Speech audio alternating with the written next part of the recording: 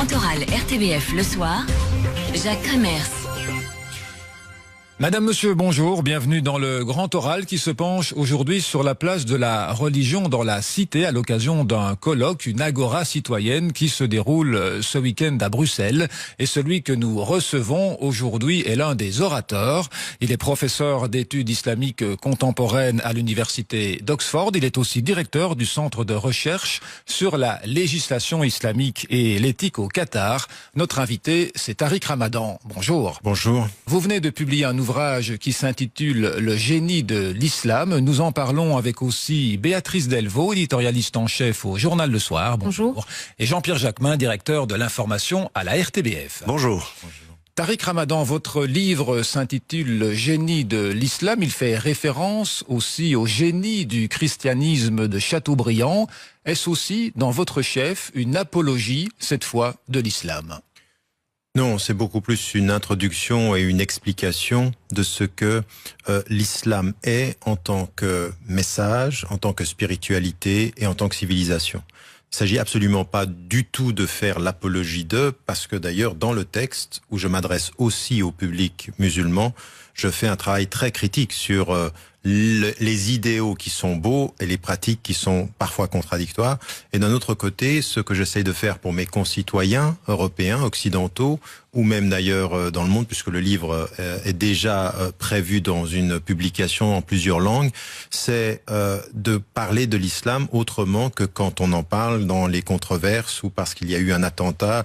C'est ne pas m'arrêter à dire ce que l'islam n'est pas, mais essayer de dire ce que l'islam est au fond et qu'on ait une autre connaissance. Ce n'est quand même pas une critique de l'islam, c'est une critique de certains comportements, on y reviendra certainement, mais ce n'est pas une critique de l'islam. Ah ben non, moi je suis musulman, je suis croyant et je crois profondément. C'est une défense de l'islam. C'est une présentation. Et dans la présentation... assez positive. Ah non, bien sûr qu'elle est positive, parce que si j'ai fait ce choix-là, c'est parce que je crois que c'est un message qui est fondamental, est un message universel. Maintenant, ce que je vois, c'est qu'entre la beauté de ce message qui est positif, il y a un comportement des musulmans négatif qui est là pour plusieurs raisons, historiques, culturelles, de mauvaises interprétations. Et en même temps, je pense, le message aujourd'hui de l'islam est tellement perçu négativement qu'à un moment donné, presque objectivement, on a envie de dire, écoutez, voilà ce que peut être l'islam vu de l'intérieur. Est-ce que, petite question peut-être un peu néophyte, mais est-ce qu'on a le droit en fait de faire ça? Est-ce qu'on a le droit, est-ce que ceux qui veulent expliquer et qui vont peut-être pas tout à fait dans le sens de tout le monde, est-ce qu'on s'est permis? Bien sûr, il y a une très très grande tradition de la pensée critique. Le problème aujourd'hui, c'est que sous des dictatures politiques ou sous des enfermements littéralistes que nous avons aujourd'hui avec le mouvement salafi ou ceux qu'on appelle les wahhabis dans les pétromonarchies ou les États du Golfe ou ceux qui peuvent s'installer en Occident, l'idée c'est que quand on est musulman, eh bien qu'il n'y a qu'une seule lecture, il n'y a même pas de débat critique. Or, tout ceci est faux. Ce que je mets en évidence dans le texte, c'est la nécessité aujourd'hui d'un dialogue intracommunautaire. Moi, quand je vous parle aujourd'hui, je ne représente pas tous les musulmans, je fais partie de la tendance réformiste. Mais à côté de ceci, j'ai des littéralistes, ou j'ai des rationalistes, ou j'ai des gens qui sont de différentes tendances.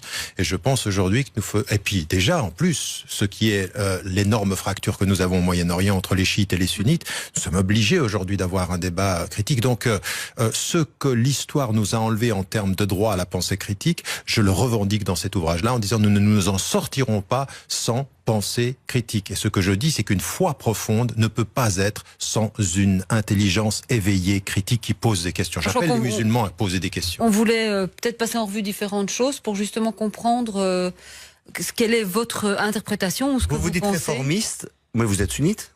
Oui. Salafiste? Non, salafi, attendez, parce que ça aussi je le dis dans le texte et je le disais dans un autre texte.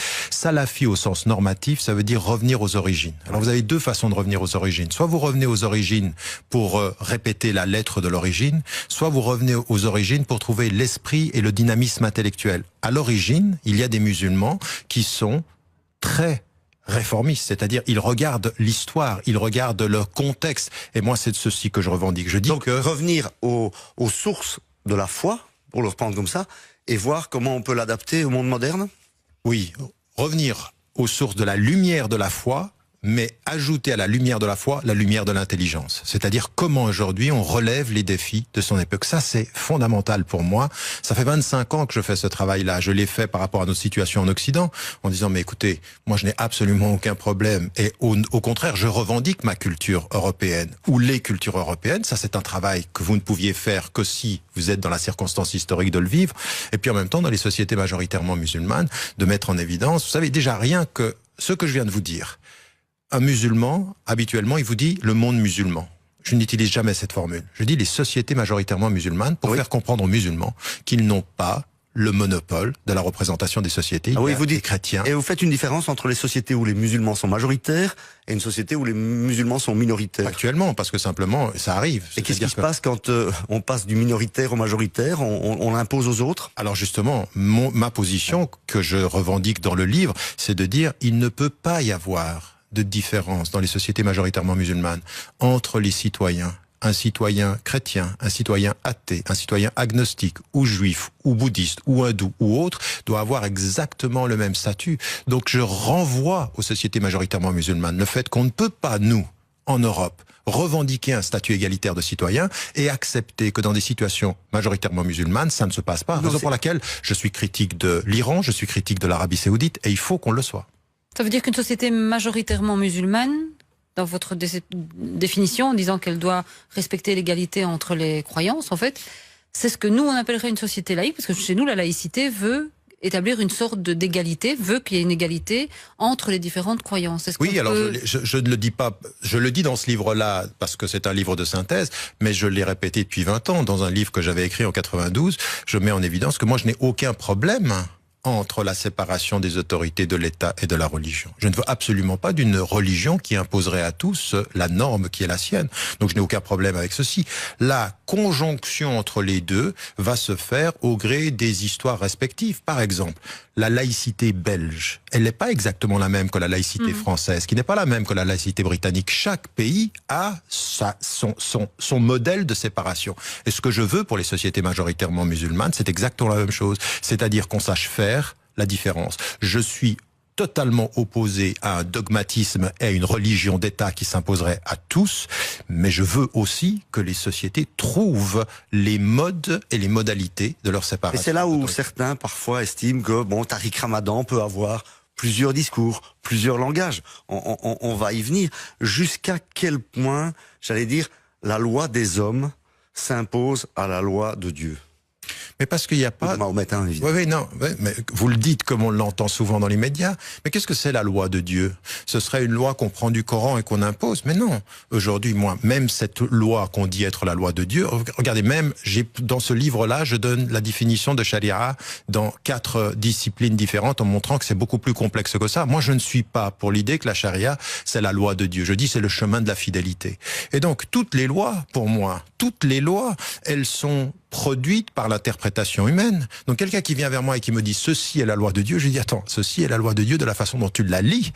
Aujourd'hui, on va rentrer dans un travail d'interprétation. Il ne serait pas plus simple de dire c'est la loi des hommes, c'est-à-dire les représentations démocratiques, ce qui se décide dans les parlements, qui s'appliquent à tous et à tout le monde. Oui, mais ça, c'est exactement le processus que je reconnais. Ce que j'y dis par ailleurs, c'est que quand vous êtes dans une société, par la force des choses, au-delà de la loi, il y a quelque chose qui est une référence éthique. Et la référence éthique, c'est ce qui peut inspirer la façon de penser le modèle légal. Mais ça, c'est normal que ce soit lié à des sociétés qui soient différentes en fonction de leur histoire et en fonction de leur culture. Vous pouvez admettre que l'éthique, qui chez vous est sans doute plutôt inspiré par Dieu, puisque certains considèrent que c'est inspiré simplement par une forme de rationalité, qu'elle soit humaine. Alors vous voyez, ce qui est très intéressant dans la façon dont vous formulez les choses, c'est que pour moi, je critique la pensée musulmane qui dirait l'éthique n'est produite que par la source révélée. Je dis non, l'éthique, elle est produite par la source révélée, mais elle est produite par la rationalité humaine. Ma raison est productrice d'éthique. Mais elles vont ensemble, elles peuvent pas être... Vous excluez l'idée que ça puisse n'être que de la rationalité humaine. Non, c'est ce que j'avais pas terminé. Ce que je veux dire, c'est que... Mais ça, c'est très important, c'est-à-dire que vous avez une rationalité qui est à même de produire de l'éthique. Et c'est là où je peux rejoindre les traditions philosophiques kantiennes ou les traditions même de la Grèce antique, aristotélicienne. Donc, j'ai aucun problème avec ça. Et donc, quand je me retrouve avec quelqu'un qui me dit « Mais il n'y a pas Dieu ». Il n'y a pas de transcendance. Je dis, certes, et il me dit, je produis ma morale à partir de ma raison. la position de Sartre, la position de Heidegger. C'est une morale laïque. Je dis, j'ai aucun problème avec ça. Et je vais même te dire une chose, j'ai parfois plus de proximité en termes d'éthique avec la pensée qui est une pensée de la morale laïque qu'avec d'autres pensées strictement religieuses, que ce soit dans le christianisme ou que ce soit même dans d'autres spiritualités.